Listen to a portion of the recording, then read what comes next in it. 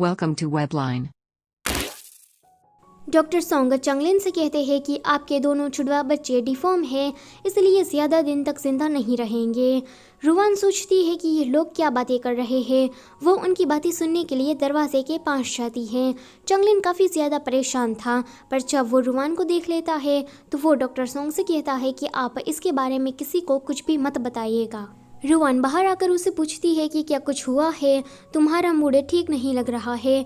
तो वो कहता है कि सब ठीक है, मैं तुम्हें घर पर लेकर जाता हूँ। उन दोनों के जाने के बाद सुजिन आती है। डॉक्टर सोंग सुजिन से कहते हैं कि तुमने जैसा कहने को कहा था मैंने बिल्कुल वैसा ही कहा। सुजिन कहती है कि जब चंगलिन को पता लग गया है कि ये बच्चे जिंदा नहीं रहने वाले हैं तो वो रुवान का एबॉर्शन क्यों नहीं करवा देता। डॉक्टर सोंग कहते हैं कि आप थोड़ा धीरे बोलिए क्योंकि ये हॉस्पिटल है।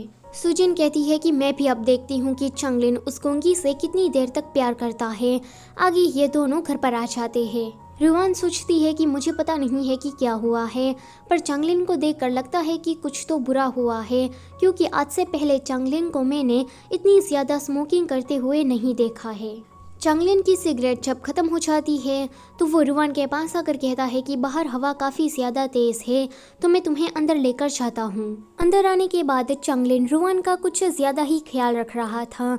तो रुवान उससे पूछती है कि क्या कुछ हुआ है, तो वो कहता है कि कुछ भी नहीं। वो उसके करीब आकर कहता है कि मुझे कंपनी जाना है तो घर में अच्छे से रहना। आगे चंगलिन के जाने के बाद रुवान सोचती है कि क्या चंगलिन मेरी वजह से परेशान है कि मैंने उसके बच्चों के लिए डिफ़िकल्टीज खड़ी कर दी। तभी ही वहाँ पर सुजिन फ्रूट प्लेट लेकर आती है। उसे देखकर रुवान डर जाती है। सुजिन उसके पास आकर कहती है कि मैं तुम्हारे लिए फ्रेश फ्रूट लाई हूँ। रुवान उसे नहीं खा रही थी। वो सोचती है कि यहाँ पर तो बॉडीगार्ड का कड़ा पहरा है तो वो मेरे साथ ऐसा वैसा कुछ नहीं करेगी। पर सुजिन उसे हार्म पहुँचाने के लिए थोड़ी ना यहाँ आई थी। वो उसे कहती है कि तुम्हें पता है कि तुम डिफॉर्म बच्चों को जन्म देने वाली हो। यह सुनकर वो शॉक हो जाती है। सुजिन कहती है कि मुझे पता है कि तुम मेरी बात पर यकीन नहीं करोगी। वो उसे रिपोर्ट दिखाती है तो वो समझ जाती है कि चंगलिन शायद इसी वजह से परेशान होगा। सुजिन कहती है कि देख लेना, चंगलिन अब तुम्हें बच्चे के एबॉर्शन के बारे में बात करेगा। तुम्हें क्या लगता है कि मैंग फैमिली तुम्हारे जैसी गूंगी और बेकार लड़की को अपने घर में पनाह देंगे? भूल जाओ, ऐसा सोचना भी मत। अब तुम्हारी यहाँ पर कोई ज़रूरत नहीं है तो चंगलिन खुद तुम्हें अपनी ज़िंदगी से बेदखल कर देगा। यह सुनकर रुवान काफ़ी ज़्यादा डर जाती है। सुजिन उसका मजाक बनाते हुए वहाँ से चली जाती है। जब रात में चंगलिन घर पर आता है तो रुवान सोचती है कि क्या मुझे उसके बारे में पूछना चाहिए। चंगलिन सोच रहा था कि क्या मुझे उसके बारे में बता देना चाहिए। थोड़ी शांति के बाद चंगलिन कहता है कि रुवान कल हमें इंड्यूस लेबर के लिए जाना पड़ेगा। वो सोचती है कि आखिर में चंगलिन ने मुझे ये बात कही दी। सुजिन ने ठीक कहा था, भला मैंग फैमिली मेरी जैसी गूंगी और बेकार लड़की को अपने घर पनाह क्यों देगी। चंगलिन उसे संभाल रहा था कि सब ठीक हो जाएगा, पर वो उसे दूर होकर कहती है कि मुझे स्वीट पोटैटो खाने का मन कर रहा है तो तुम मेरे फेवरेट रेस्टोरेंट से उसे ले आओगे। चंगलिन कहता है कि हाँ क्यों नहीं। चंगलिन के जाने के बाद रुवान अपने कमरे में होती है। वो सोचती है कि मुझे पता नहीं था कि चंगलिन मेरे बच्चों के साथ ऐसा भी कुछ करेगा। अब चंगलिन का प्यार मेरी तरफ धीरे धीरे ख़त्म हो गया है। वो चंगलिन के दिए हुए बर्थडे गिफ्ट को खोलती है और कहती है कि पिछले 14 सालों से चंगलिन ने ये सारे गिफ्ट मुझे अपने बर्थडे पर दिए थे, पर अब लगता है कि सभी चीज़ों को छोड़ने की बारी आई है। वो उन फूलों को जला देती है।